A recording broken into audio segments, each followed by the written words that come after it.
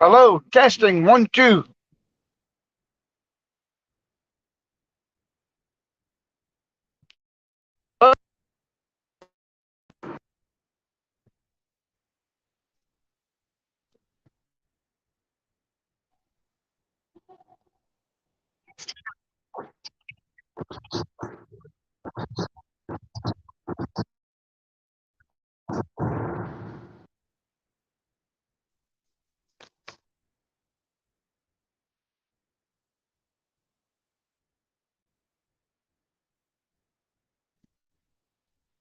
One, two. Can you hear me, Stephen? If you can hear me, give me a thumbs. Yeah. I cannot hear you.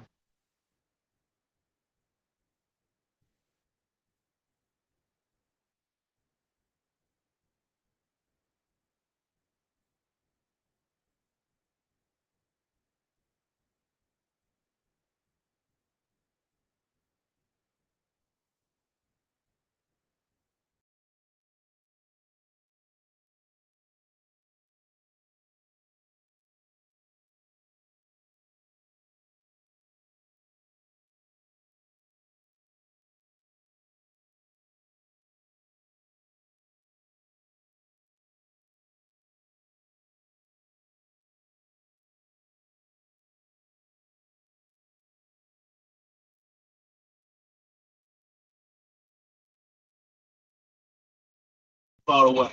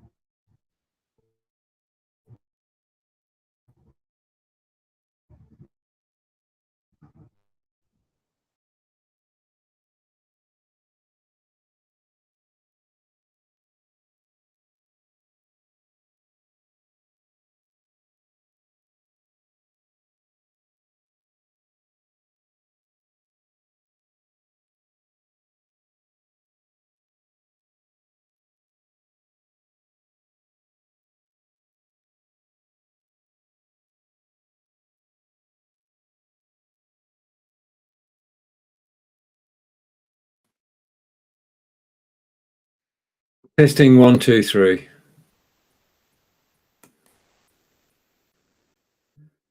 Testing 1, 2, 3. Okay, I now have sound.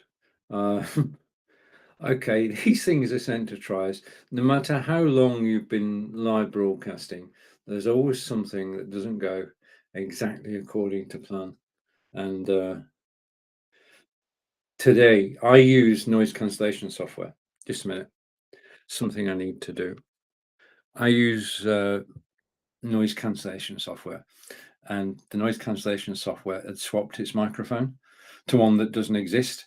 So I've now swapped it back to my Elgato Wave 3, and we have sound. So I can officially say, and you can hear me, welcome to the show.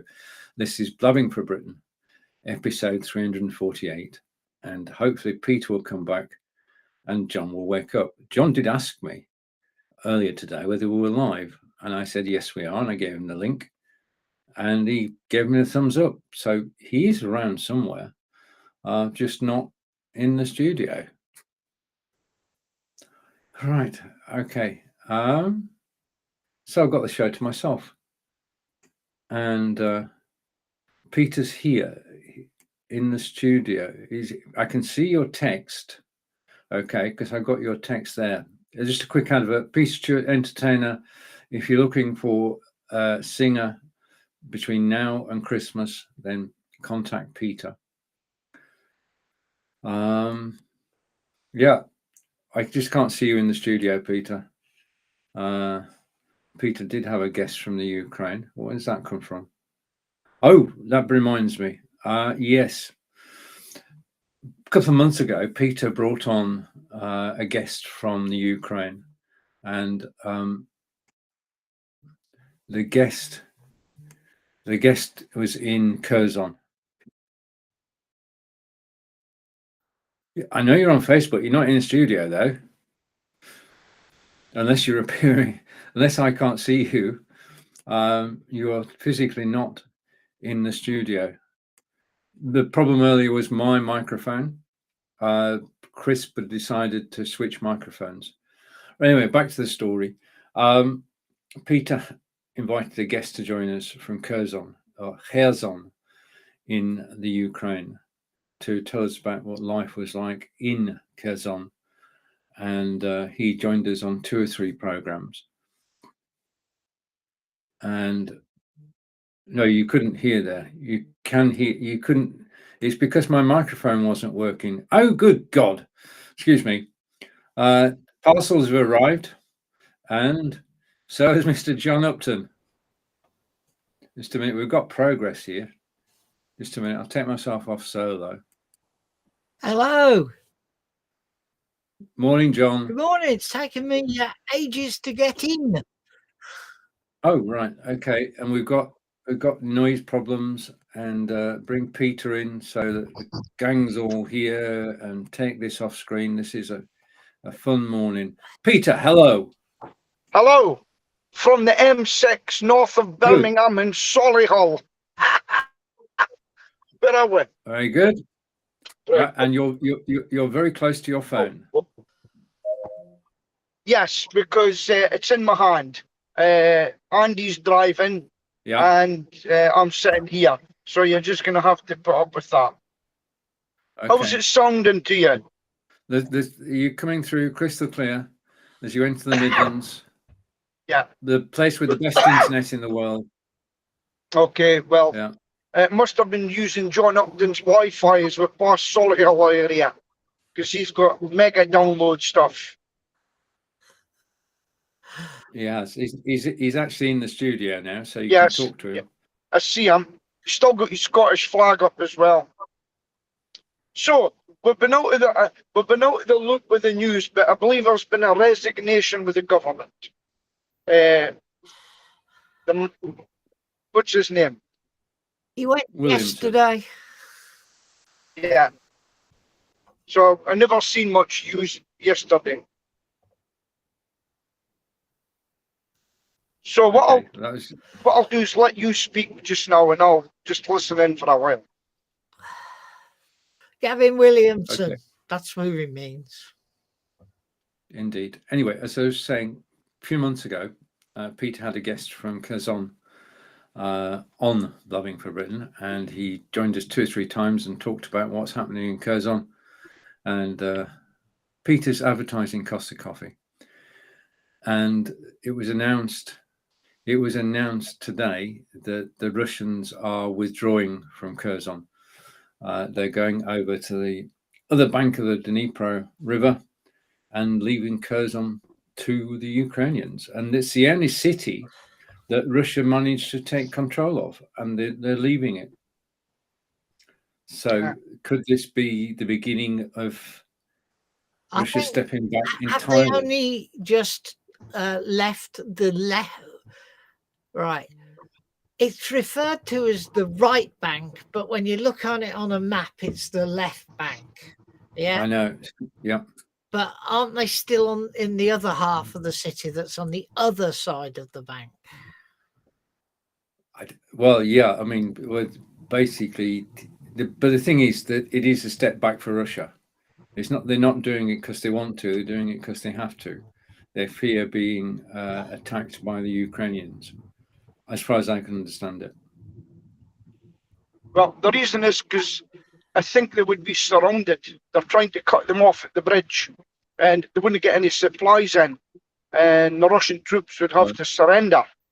But I'll tell you an interesting thing. I was looking at, because I haven't heard much about the Ukrainian war recently.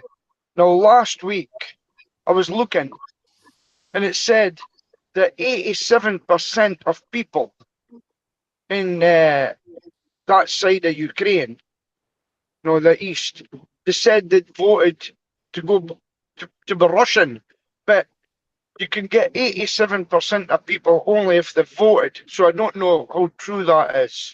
Yeah. Sorry, John.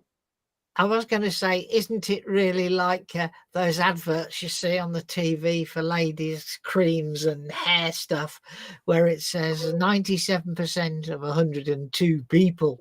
Yeah. Yeah. Yeah. Yeah. I mean, but basically, it's only a month ago that President Putin said that Kherson was now Russian. Yeah. I'll have to look up that guy on LinkedIn, see what he's saying. I'll get in touch with him. And it's amazing for the amount of Ukrainians that are here. Even in Aberdeen, we've found out that there's a complex that they've got for them. I could never get an interpreter. No. Unbelievable. All right. Okay. I'm glad we got you, Peter, anyway, because yesterday it all went on Tuesday when the voting started in the United States. Yes. All the right.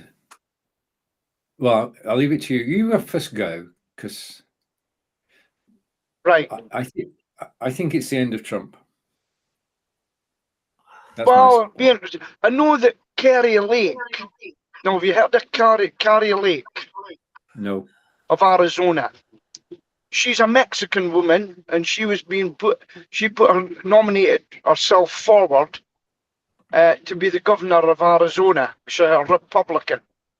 And she used to work in the media. She was a news presenter and a journalist. Okay? And she was ripping the left apart, the journalists. She goes, when I get in, I will change everything here, and I'll make you journalists do what you meant to do, and not be biased. But when the Republicans went to vote, right, their machines weren't working. Oh, Peter. And she had support. Yeah. No, sorry. I'll give the floor to you, and I'll sit in the background, quiet. Right. And so what happened was, I've been watching that. When the Republicans went to vote, the machines didn't work. So what Kerry Lake done, she took her entourage down and she went and voted in a Liberal area. And so there's been a lot of hassle over the voting in Arizona because the machines weren't working. The Republican machines weren't working. Those that they know they would vote a Republican area, the machines didn't work. But miraculously, they worked in the Democrat area. And she's been beaten by a very, very small percentage. So I can see trouble there. Back to you. Okay, I brought the Guardian in, which will please Peter no end. Yeah. But so when Clinton was in office, when Obama was in office, when Trump was in office, at midterm, what usually happens is the vote goes against the president. So if the president is a Democrat, then the Republicans get more seats. Right. And if the president is Republican, Democrats get more seats. Why do you think Trump's not going to make it? Yeah. Sorry? With the odd Trump chose members of the Republican Party and said, this is your next governor. And he did that several times before the election. And with the odd exception, everyone who he backed lost on Tuesday, Peter. And I don't think all the voting machines where they live were actually faulty. I think that basically we're actually seeing for the first time since Blabbing for Britain started a move away from the right. John? I've paid absolutely no attention to the American shenanigans whatsoever. Right. Okay. Right. I think we'd best. I just think, yeah. I mean, if you look back, even Hillary Clinton said at one point, and they've pulled them all out of the hat, when they lost, they blamed corruption as well in the past. Look it up. They said exactly the same when certain people got in. So they've all done it because what you stays on the internet forever. Just look them all up. Okay. No, I'm just going with the facts and figures from Tuesday, Peter. Yeah. Which show that it was expected that Trump would basically get up next Tuesday, tell us he was going to be running for 2024, but everybody he's backed, with the odd exception, actually got beat. So he doesn't have a constituency. He doesn't have the support that he had in 2020. I bet he still says he's going to go for president on Tuesday. That's quite possible, but his chances of actually achieving it are totally different because the governor in Florida, DeSantis, has said that he will stand. Yes. Now, he is younger, more charismatic, possibly sane, and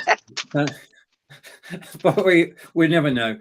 Possibly, and stands a good chance. So, in other words, Trump has a competitor in his own party who is a credible alternative to Biden. Would you agree on that?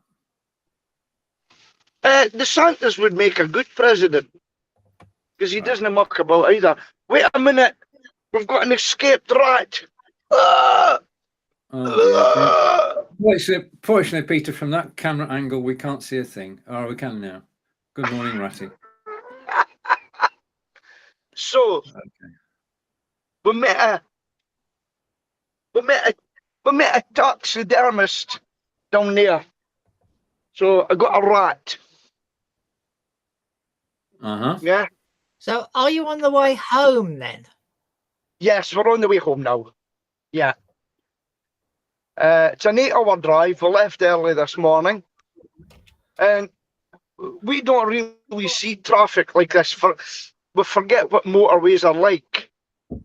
Can you show us the motorway, Peter? Yeah, we'll do that right now. I'll just switch camera, okay? I'll switch it. There you go. Switch. On the road again. Right. Okay. And here on the road again. He's not shaved this morning, John. That's a good thing. A positive thing. Shaving should be banned. Neither have I. So this is a motorway. There's a lot of stuff going on. We're round about Birmingham. I'm not showing Costa because they don't give me free Costa. Round about Birmingham, what a horrible gridlock that turns into, you know. So this, for the American viewers, this is our motorways. This is called the M6, okay? And one of the things I've liked about driving it is I've got a speed. What do you call it, Andy? Cruise control. I've got a cruise control in the van, and once you hit 70 mile an hour, it's quite easy going. And yeah, so this is it. We're down to 50 zones. There's been a lot of roadworks, and I'm just trying to work out where I am. Have we got any guests in today? No, not today. Okay, well, we'll see it later on, folks. So this is us going the way back to Aberdeen. How far have you got to go, Peter? We've got another about 6 hours, Andy. Wow. Yeah, we've got 6 hours to go yet. So we'll probably get in about 3 o'clock, 4 o'clock today. But we made a good start. Yeah. And we went to the exhibition. It's the first time Andy's been with me, and there's always a reason to go. And we've picked up a fair bit of knowledge and new products and things like that. So it was well worth going, and it's the longest Andy and I have been together as well. And so we just got chatting about things, you know. So we found out how to battle moths. We've got a thing that disrupts males sexually, and also combine that with spraying. What else did we find, Andy? A lot of useful stuff. There's a lot of useful stuff that we found. When we do bird netting, we found an escape hatch for birds to get out that may be trapped. So we put that on as well in the future, and they can escape the trap net. But also, Randy, you could think of. There's various things that we come across and So learn. What's the exit that you're just coming up to, Peter? Andy, what's an exit? You just passed Exit. the sign. Yeah, there's one on your left coming up. So there. Yeah. 3, 2, 1. Yeah, can you see that? Yeah, I can see there, but I can't see what junction it is. Neither can I. Wait a minute. I'm glad I'm not driving. You're not driving. Right, hold on. Blue There sign you go. here. What does? Oh no, that's Yeah, Dashboard. it's for Southport. They want to go onto the M58. So you're quite high up then. You're well past Birmingham. Yeah, we're well past Birmingham. When we passed, I ducked down. I says, "Quick, in case John sees me." So that Right. I'll tell you what, it's quite good quality, is it? It's brilliant Picture. quality. Yeah. Yeah. Yeah. Now best all explain- the highway maintenance trucks. Right, best I'll let you. Right. Okay. Best explain that Peter's not driving. Yeah, Let's this is- see. But right-hand drive. Right, I'll put it back to me now, unless you. Oh, look at that scenery. Yeah. Put it back to you. Okay. Carry on. Thank you. Right. So you're actually heading towards Lancashire. You passed. M58 is Merseyside, and then you're going straight up the M6. Yeah. Yeah. And through Carlisle. Yeah, we're just straight all the way to Glasgow now, really. Yeah. The sat nav kept trying to put us to the M1, but I don't like the M1, so I think it looks for the shortest route. Yeah. And No, the M6 has got the best scenery. It has to be said. yeah. So So you're going to go through Lancashire and Cumbria. Yeah, when we went to Rugby service station, there must be a lot of thieves in Rugby because they wouldn't let us fuel up until we went in and got our cars authorised. I must have been up. That's getting more and more common around the Midlands. It really held us up because I didn't have a clue what was happening. Maybe Well- better to read the sign, it tells you what to do.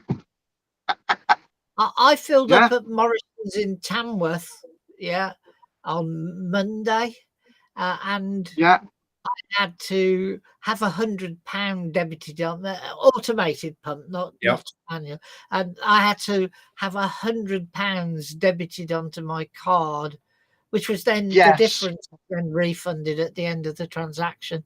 Yeah. And so security on petrol is, getting really tough. But of course, it's bloody expensive now, yeah. Mhm. You need phone empty. Okay, that's fine. So that's us. We're kind of rejuvenated going to this when you go and you learn new things and it was. Oh, I'll tell you what happened. Do you know I told you somebody tried to poach my old man at 70? No, you didn't. Oh, Did so they tried to poach Nathan, the old guy, So I met the company down there and I says, oh, by the way, bit of art of war here. I says, we're opening up in Edinburgh or Glasgow. You don't know if anybody needs a job, do you?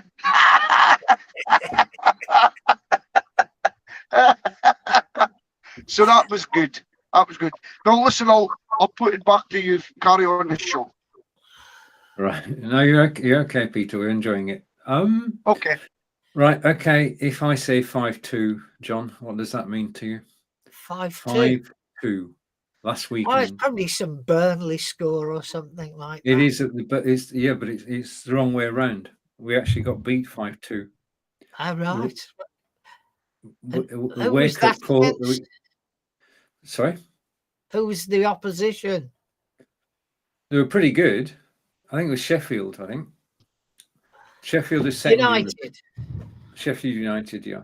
Sheffield is second in the table. Wednesday, unfortunately, lost on penalties, didn't they? All right. If you say I cannot disagree.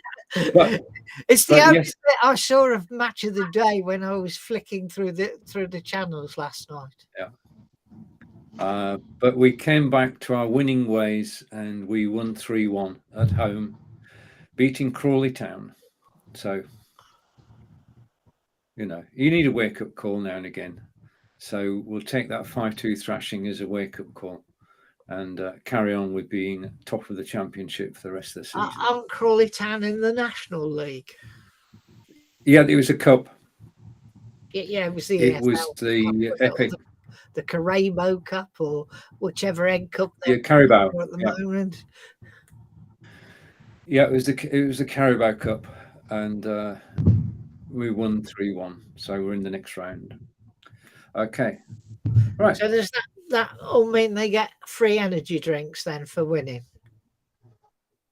I couldn't possibly say. Well, that's okay. Carabao or however you pronounce it, make, isn't it? Energy drinks. Right. We know that the climate change conference is going on at the moment. Is it talking shop, or do you think anything good will come out of it, Peter? No, it's a waste of time. If I was in charge of the world, I'd be saying this just now. We can't even think of climate change just now. We've got to save money. What I would do the next day is say, see that 25% tariff? I'm finishing it tomorrow.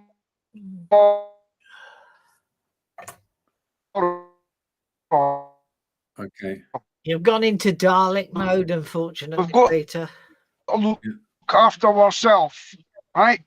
And everything. Yeah. I'm not hearing it. We don't know what you said, Peter. Can you repeat your statement again? Yes. You're back now. I think it's a waste of time at the moment. The world's got too much problems as it is. And I would say stop the 25%. Forget about spending money on climate change. The green payment. You mean the green payments on your yes, yeah. And I would say to the countries like Pakistan who've been flooded, stop making nuclear missiles. Everybody stop making nuclear missiles. Save the money and put it into saving your own country. We can't give you any more money. We're absolutely skint ourselves. Why should we help the rest of the people? But we've no money. Does that make the position clear enough? It does. I fully understand. I mean, the thing is that with everything else that's going on, the priority has to be getting through the next 6 months. And that's the only thing that matters, is getting everyone in the country through the next 6 months and out the other side. And that's what the government have to do. And a week today, we've got the budget. And the budget is going to raise taxes and cut spending. And we've been told that that's what we've got to do. So there's going to be some shocking things happening next week. If it wasn't bad enough at the moment. And the nurses have voted on strike for the first time ever? Yeah, well, not the first time. They've been on strike before. National strike? Yeah. Do you remember that? No. You never remember the nurses' strikes in the 1970s? No. No. Must have been You are joking. No. This was in Britain. And there was one beautiful nurse. She was at the front and she was giving it what for, right? and she was nice. She ended up a model because of it. You guys are the same age and me and older. You should remember that. The thing is, if everybody goes on strike, we're in trouble. Yeah, I can't find any reference to it, Peter. Yeah, Yeah, John's our researcher. Do you have any information on 1972? Right. There you go. And I was 12 years old, and I remember that. There you go. You were 12? Yeah, 1972. Now, how did I remember I left that? You didn't. school in 1972. There you go. I'm going to say I was young and in love, Peter. I ignored everything else that went on. There you go. Wasn't into politics at that stage. Well, even at that age, I watched politics. Yeah, 97,000 NHS employees went into strike. Right. And it resulted in a 22% pay rise for nurses. Wow. Won't happen this time. Well, I didn't know that happened. Well, this is actually from Nursing Times. Right. Archive. Wow. I think it was a Labour government. I don't know. Callaghan, yeah. 1972, Callaghan, I think. Winter of Discontent. Yeah. And that was, correct me if I'm wrong, is that when the rubbish men went on strike all over Britain as well? Refuse collectors, rubbish on the streets. And that, I hate to disillusion you, but Sir Edward Heath was the Prime Minister in 1972. Okay. Yeah.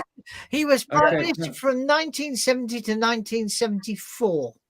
Right. And then Callaghan came in. Okay. I think. And because of the dustbin strikes in Glasgow, the rats built up an immunity to warfarin. Did you know that, Andy? Andy knew that, right? I've taught him a lot. Did I teach you that? Scottish rats obviously are not as educated as English rats because they're not foolish enough to build. They're better than English rats because English rats wouldn't be able to build up such a wonderful thing. So, but that's what happened. So that's what they call a first generation anticoagulant, and we stopped using it. Warfarin's used more for people. Right. But you've got to, my wife going through a bad. My wife has problems now because of a heart problem, Yeah. heart problem. So, but it's not warfarin. Right. If anybody's watching the. Oh, we've just come up to the sign for Burnley. Sorry about that. Burnley. Go Burnley. See, it does exist, Peter. Burnley. Turn right. Go for about 15 miles. Okay. Sorry, John. Okay. Right. If you're following the cricket, or if you're even watching us, then India are all out for 168. England need 169 to win to get to the final of the T20 competition. So go England.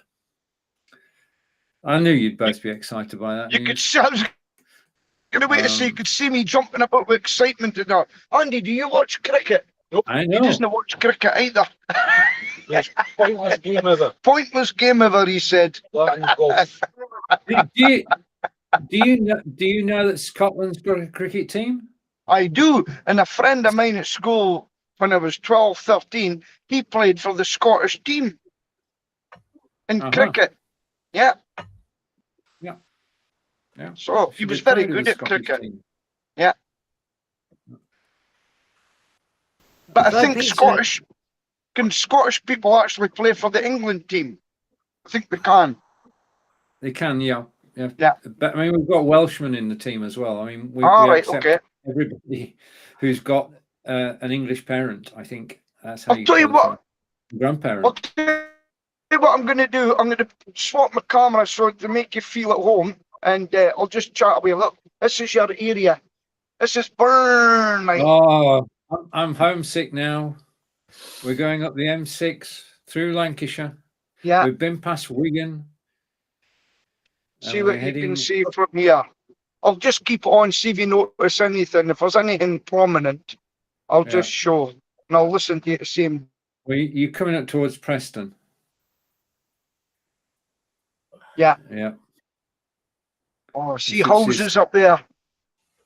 Yeah, I do have houses and electricity. It's quite an amazing place. Oh, really. yeah. Andy, Yeah, and we're frozen. got electricity there, he says. I'll be able to look over, Stephen.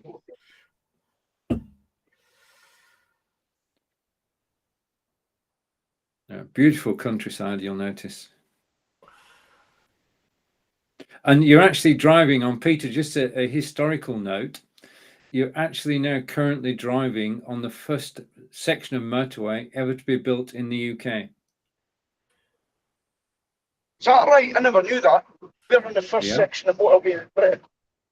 Yeah, this is the first section to be. First section to be built. It was opened by Barbara Castle, I think. John will probably gainsay me on that, but I've no idea. Was it Ernest? Who opened the first stretch of motorway? I think it was the Transport Minister, Ernest. John will be here with the name in a minute. But this is just outside Preston. First section of motorway ever to be built in the UK. I remember the M6 being built on the section from Coventry to Birmingham.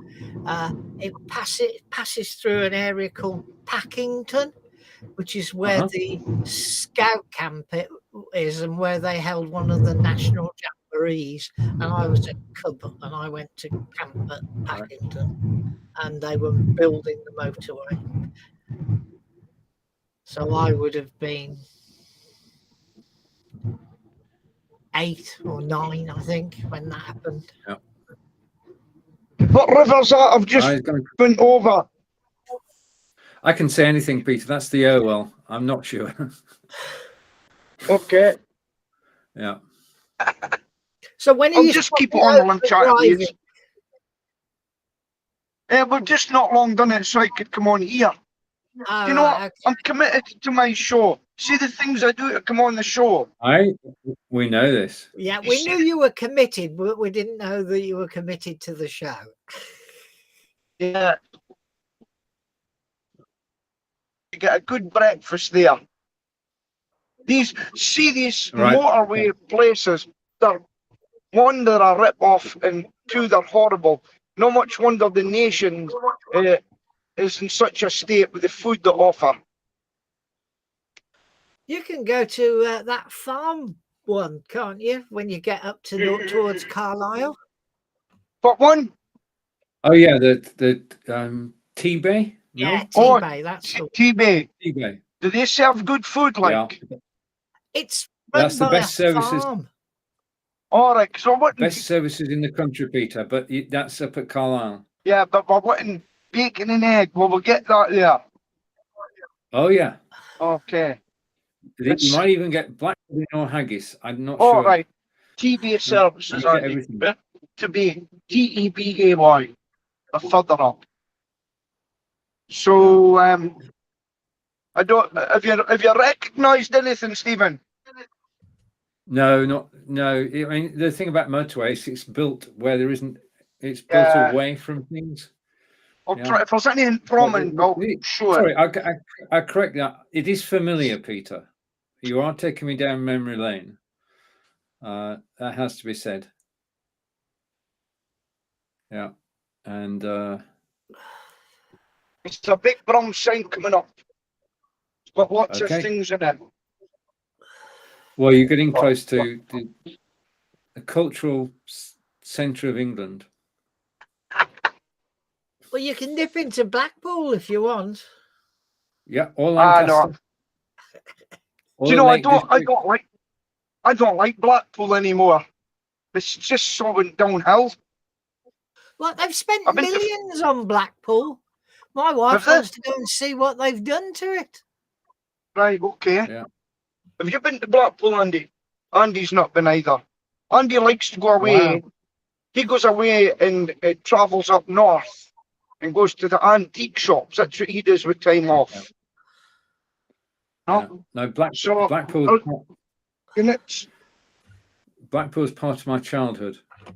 We went to Blackpool every year, weeks, when the factories closed down, the mills closed down, cotton mills, and we got on the train, and the train went to Blackpool North, and we spent a week in Blackpool, sat on the beach, pouring down. We didn't care.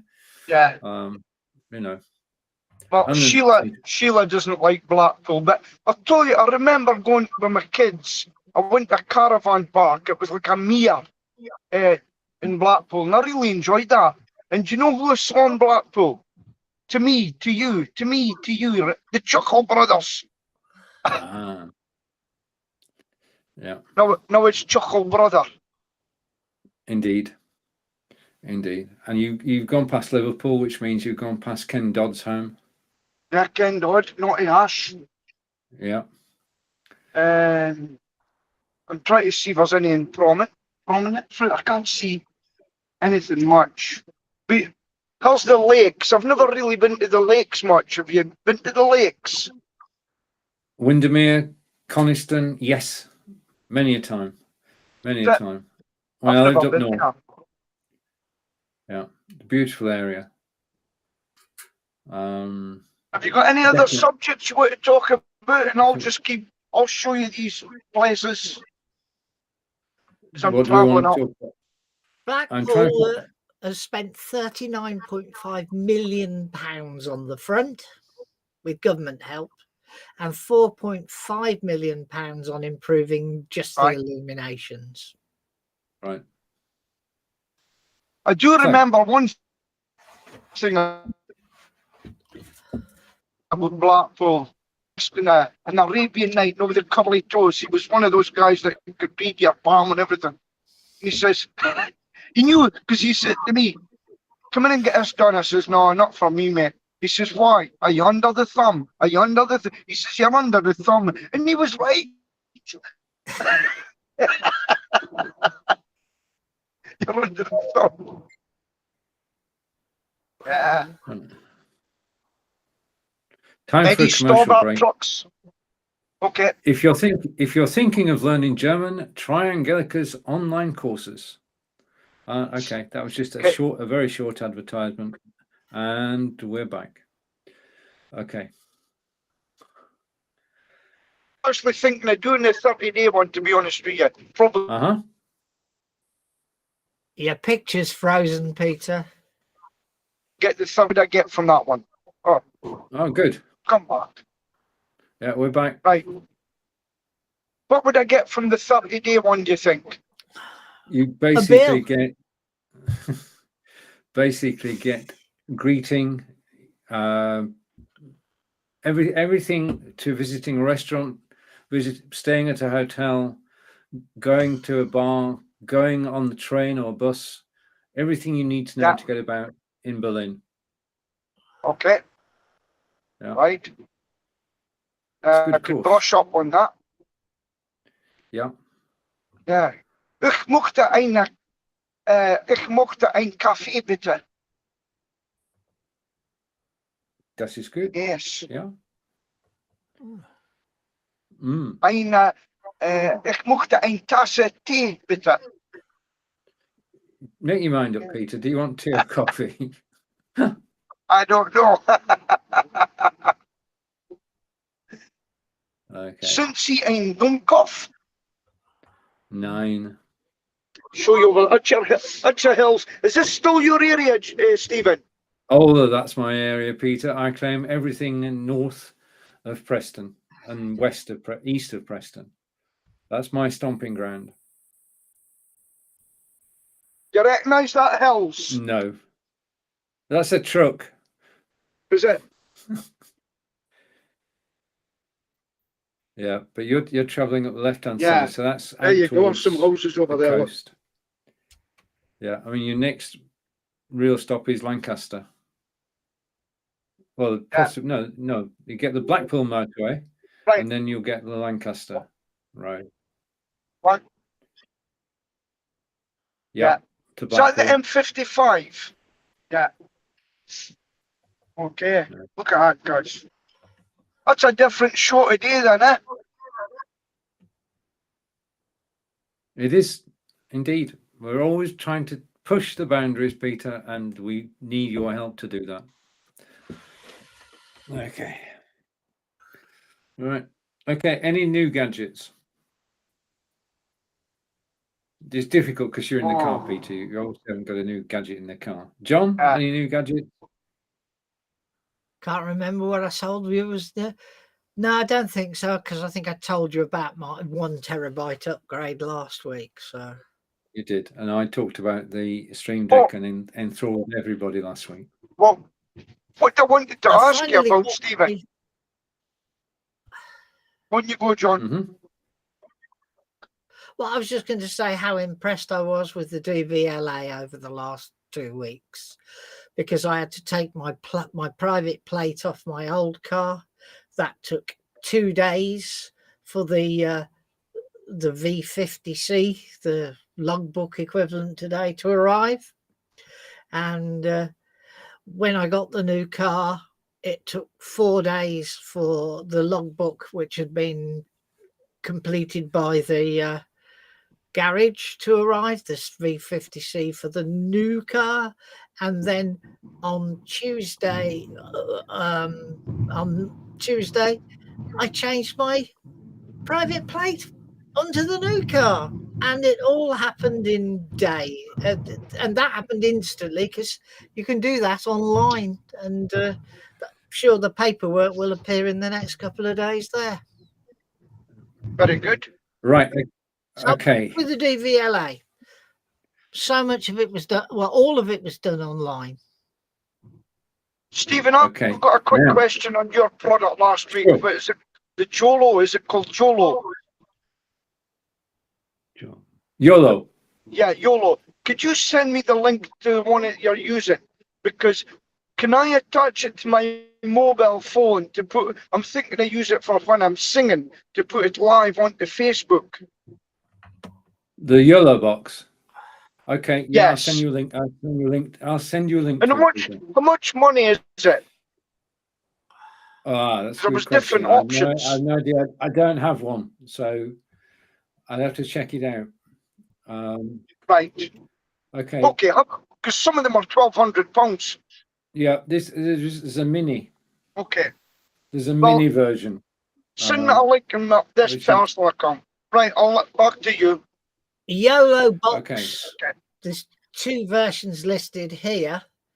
One at $799, and one at 1089, and another one at 1299, all on Amazon. Right. Oh, not cheap then. Not cheap, but the other thing you could do, Peter, as an alternate, is to get a Mevo camera. MEVO. Mevo. Wait a minute. Do you know that spire? Stephen? I'm looking closely, Peter. No, sorry, it's a church spire. I can tell you that much. Okay. Right.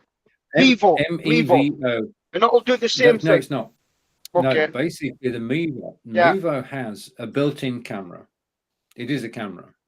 It's by Logitech, and basically it runs on 4G, which means that you can tether it to your phone, and you can broadcast out to Facebook, YouTube, Twitter, and Twitch, or wherever you want, really. The camera's on you, and the broadcast will go out to the world, and that it comes in at £390.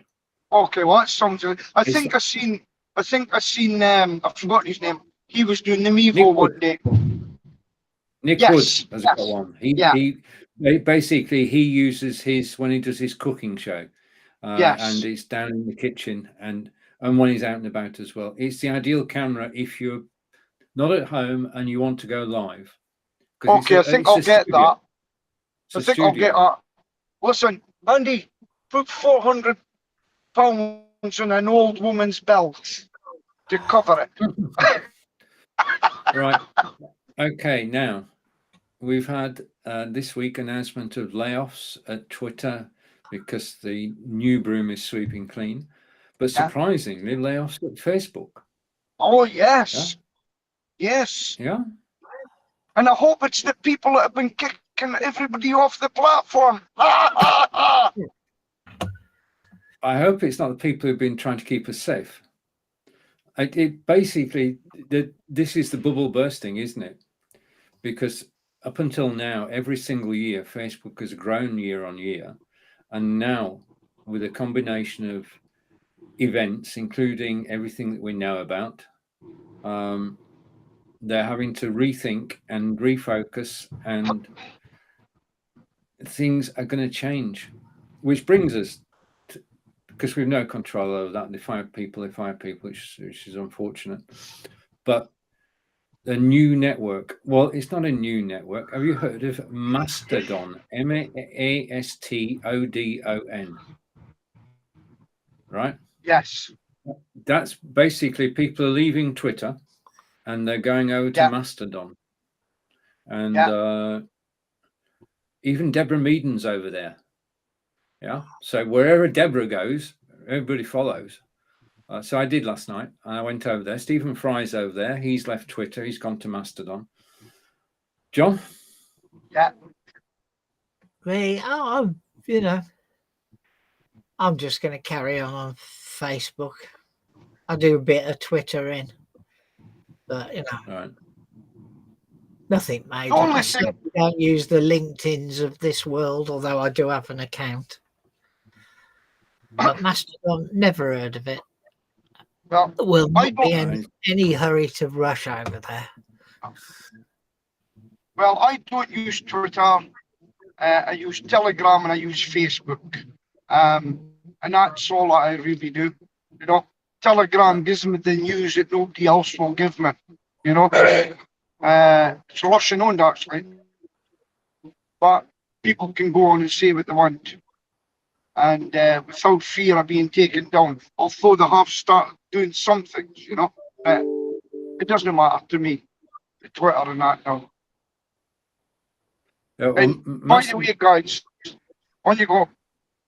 No, carry on. By the way. Well, I searched Mr. Google for Mastodon. When we're finished, stay on. I've got something to tell you after, okay? Okay. Yes, you search Google for Mastodon. And it comes up with a rock band. Mastodon. Yep. Well, they obviously need to do some marketing. You should be able to find it. If you go Mastodon. Oh, no, it comes lower down, but the first thing is a rock band. Well, it's obviously good for them. Yeah. Mastodon official website. Yep, right. That's the one. But it's Mastodon Rocks, and it's a band. Honestly. Right, yeah. Okay. Who's behind this, Stephen? Who's behind it? Oh, that's a famous building. You'll know this one. Wait a minute. Can you tell us, Peter? I think it was Lancaster University. All right. Okay. It is. Yeah. That was Lancaster University. Right. Okay. Mastodon's approach is different. Mastodon originated in Germany, which is different. So it's European. And basically, it's a distributed net. Basically, there are servers all around the world that connect to each other. There isn't a central data center. Yeah. So you join the UK server, your data is in the UK, but they then have what's called a federation, and that links all the individual servers around the globe. Yeah.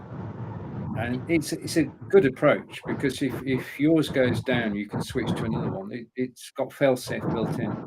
But at the moment, it is a bit Heath Robinson, a bit amateurish, but I'm sure it's got a good chance. It does have a good chance because of the way it's actually being done, because it's low cost. Yeah, it's mastodon.social. Yeah. Mastodon.com. Right, and basically they said, but if you want to succeed, don't post any videos. Put your videos on YouTube, put a link on here, don't put videos on. So they're keeping it low cost. So effectively, it's text and images and links to YouTube or Vimeo. So it does stand a chance, but it's all sort of, it's a volunteer effort at the moment. And if you want to know how networks work, good time to be involved. And if you want to meet Deborah Meaden and Stephen Fry as well. Right, sorry, over to you, Peter.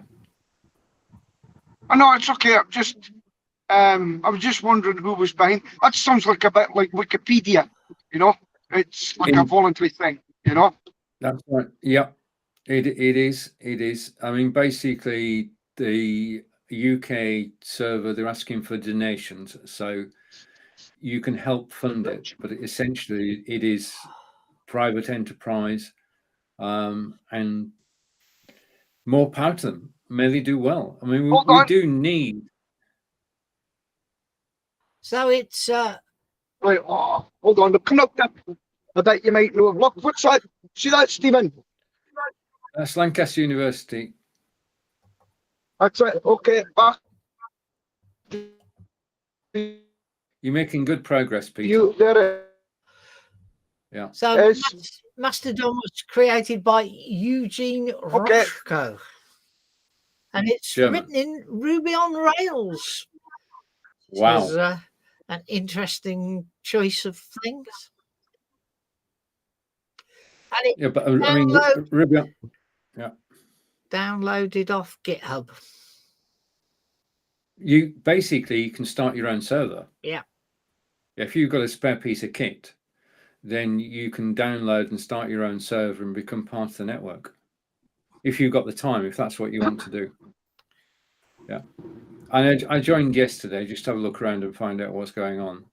It does seem to be, at the moment, I'm going to say this, it seems to be people who are level-headed, in other words, respectful of each other. A lot of mutual respect going on. No mudslinging, no nothing. Each server has its own set of guidelines, and it is moderated. But interesting. I mean, sorry, carry on. No, I mean the numbers are going crazy. Yeah, they've actually doubled the number of users in a week. And if that continues, I mean, they're 2.3 billion on Facebook, so there's a way to go. And it's just getting going. But this time, after 5 years of sort of being there in the background, it's now going to come to the foreground. Although it came out of Germany, because this guy is based in a place called Jena, G-E-J-E-N-A, he's Russian. Right, before we go to John Peter, could you give us the last word from your travels on the M6 today? Well, it's been quite a pleasant journey. Andy's been keeping the van steady for me so I can do my show. Have you been using the cruise control? Yeah. He's not using the cruise control, so he's done quite well. So basically, we're just coming up to the lakes. Carlisle is 66 miles away. And this is our journey home. It's been quite pleasant, and I'm really impressed I could get on and not miss my show. Brilliant. Thank you, Peter. John, it's over to you. Just one question for Peter. Can you set a hotspot up in your radio? In my radio? I don't know. Hold on. Andy, have we got the facility to set up a hotspot in this car, this van, on the radio? Don't know, I've got to check that. No, well, we don't know, but it's some. Why did you ask that, John? Because you can do that in my new one. Can that? Oh, right. Is that you showing off? No, it's part of being able to make Android available in the car. Well, what I have to do with this, I have to plug my Android phone. Signal, but you set the hotspot in the radio, not your phone. Okay. But anyway, it doesn't matter. Right, so I That's guess fine, not a bit. We're Peter's frozen having again. a found. Yeah, okay. On it. Right, so it's time for us to go. So Peter can concentrate on his driving instead of, holding his phone with one hand and driving with the other. No, we really know he's not driving. And Stephen can go away and think about Burnley's latest match as opposed to the one where he lost 5-2. And I'm going down the allotment in a minute. So goodbye from me, goodbye from him, goodbye from him. Shoes von mir, or whatever it is that he says. Shoes from me, Alk. Andy, thanks for being part of the show. Peter, see you again next week. Take care, both. Okay. Get home safely, and thank you. Stay on after. I'll speak to you. Okay.